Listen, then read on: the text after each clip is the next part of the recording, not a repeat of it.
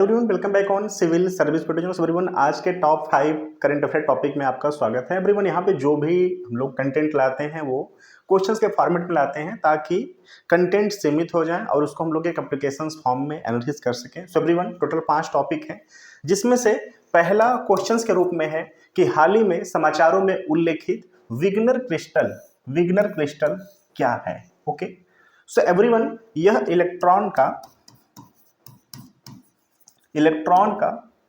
ये प्रथम स्टेज है जिसको कि ठोस के रूप में प्राप्त किया गया है। ओके, ठोस के रूप में प्राप्त किया गया है। बात करने विग्नर क्रिस्टल की, तो इसकी जो प्रवृत्ति है वो तरंग की भांति कार्य करता है। ठीक है, तो प्रकृति हमने जान लिया विग्नर क्रिस्टल के बारे में, और ये क्वांटम पे बेस्ड है और इलेक्ट्रॉन का यह प्रथम स्टेज ठोस के रूप में प्राप्त किया गया है। ओके, सो वैज्ञानिकों ने विग्नर क्रिस्टल इलेक्ट्रॉन के ठोस चरण का पहला दृश्य प्राप्त किया है। यह 1934 में यूजीन विग्नर द्वारा बनाया गया एक अद्वितीय इलेक्ट्रॉन आधारित पदार्थ है। यह ठोस चरण इलेक्ट्रॉन इंटरेक्शंस के कारण बनता है। तो ये थोड़ा सा आप मामला माइंड रखना। शास्त्रीय भौतिकी के विपरीत यह क्वांटम नियमों का पालन करता है। व्यक्तिगत कणों की तुलना में तरंग की तरह यह अधिक व्यवहार करता है। ओके, सो आने वाले समय में फ्यूचर में काफी इनोवेटिव सपोर्ट इसका लिया जा सकता है, और ये लाइन काफी इंपॉर्टेंट है। ठीक है, थोड़ा सा इसको प्लीज आप माइंड रखना कि यह शास्त्रीय भौतिकी जो धारणा थी उसके विपरीत यह क्वांटम नियमों का पालन करता है। तो ये भी थोड़ा सा माइंड रखना। नेक्स्ट है फिजिकल मॉनिटर रिपोर्ट। ओके, हाल ही में समाचारों में देखी गई किस संगठन के द्वारा प्रकाशित की गई है। सो राइट, इसका जो आंसर है वह IMF इंटरनेशनल मॉनेटरी फंड।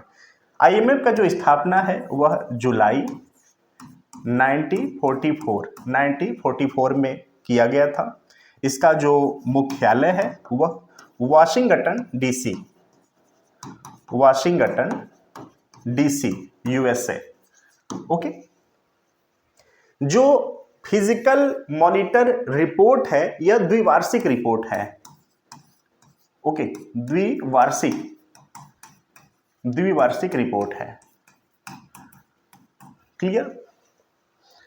सो IMF की physical monitor report America, Europe और उसके आगे आर्थिक विकास को बढ़ावा देने के लिए केवल औद्योगिक नीति पहलों पर निर्भर रहने के खिलाफ चेतावनी देती है। IMF के राजकोषीय मामलों के विभाग द्वारा द्विवार्षिक रूप से जारी किया गया यह सार्वजनिक वित्त रुझानों, राजकोषीय दृष्टिकोण और वैश्विक अर्थव्यवस्था के लिए नीतिगत निहितार्थों में अंतर्दृष्टि प्रदान करता है। ओके, नेक्स्ट है किस संस्था ने quarterly science QS world university ranking 2024 में इंजीनियरिंग और टेक्नोलॉजी में 45वीं रैंक हासिल की है। एवरीवन, ऑल टाइम जो ये QS वर्ल्ड यूनिवर्सिटी रैंकिंग है ऑल टाइम चर्चा में रहता है। ठीक है, सो अभी का जो 45वीं रैंक है उसका नाम है IIT Bombay. Okay, IIT Bombay अभी अपने स्टूडेंट के प्लेसमेंट को पाके भी चर्चा में था। क्लियर? सो ये भी आप याद रखना कि 45वीं रैंक पाई है कहाँ पे, QS वर्ल्ड यूनिवर्सिटी रैंकिंग में। तो थोड़ा सा मोटा मोटा आप इसका याद रखना, क्योंकि अभी पिछले कुछ ही समय पहले ये चर्चा में बना हुआ था। ठीक है, तो थोड़ा सा मोटा मोटा इसको याद रखना। अगर बात करें इसके स्कोर की तो 79.1 का स्कोर किया है यह।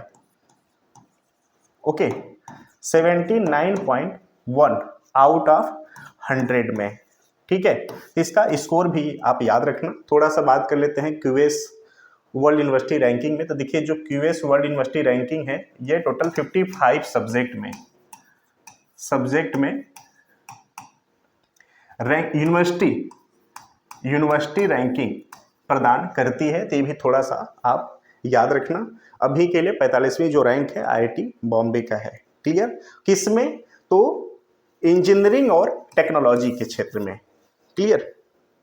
सो IIT Bombay 2024 QS world university ranking में 79.1 आउट ऑफ 100 स्कोर के साथ इंजीनियरिंग और टेक्नोलॉजी में 45वें स्थान पे पहुंच गया है। क्यूएस 55 विषयों में विश्वविद्यालय को रैंकिंग प्रदान करता है। नेक्स्ट है, हाल ही में कौन सा बैंक लक्षद्वीप में शाखा खोलने वाला पहला निजी बैंक बन गया है? उस बैंक का नाम है HDFC। यह पहला निजी क्षेत्रक बैंक है। कहां पर अपना शाखा खोला है? तो कावारत्ती द्वीप पे। ठीक है, तो थोड़ा सा आप ये भी माइंड रखना। इसके पहले बैंक थे लेकिन सरकारी क्षेत्रक बैंक थे, अभी निजी क्षेत्रक बैंक वहां पे HDFC गया है। HDFC बैंक ने भारत के लक्षद्वीप, विशेष रूप से कावारत्ती द्वीप में एक शाखा स्थापित करने वाला पहला निजी बैंक के रूप में इतिहास रचा है। पहले इस क्षेत्र में केवल सरकारी बैंक ही संचालित होते थे। इस कदम का उद्देश्य व्यक्तिगत डिजिटल बैंकिंग पर ध्यान देने के साथ बैंकिंग बुनियाद ढांचे को बढ़ावा देना, व्यक्तिगत और डिजिटल सेवाएं प्रदान करना है। ओके, नेक्स्ट है, हाल ही में अमेरिकी राष्ट्रपति ने गोल्ड वॉलंटियर सर्विस पुरस्कार को सम्मानित होने वाले पहले भारतीय भिक्षु कौन है?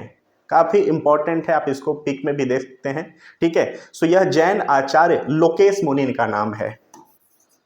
ओके, जैन आचार्य लोकेश मुनि इनका नाम है। ये समाज सेवक और मानवता के लिए काम करते हैं। यह काम करते हैं। ओके, अमेरिकी राष्ट्रपति गोल्ड वॉलंटियर सर्विस पुरस्कार, ओके, भारत के अभी पहले यह भारतीय भिक्षु हैं, तो थोड़ा सा आप माइंड रखना। जैन आचार्य लोकेश मुनि 2024 में अमेरिकी राष्ट्रपति का गोल्ड वॉलंटियर सर्विस पुरस्कार प्राप्त करने वाले पहले भारतीय भिक्षु हैं।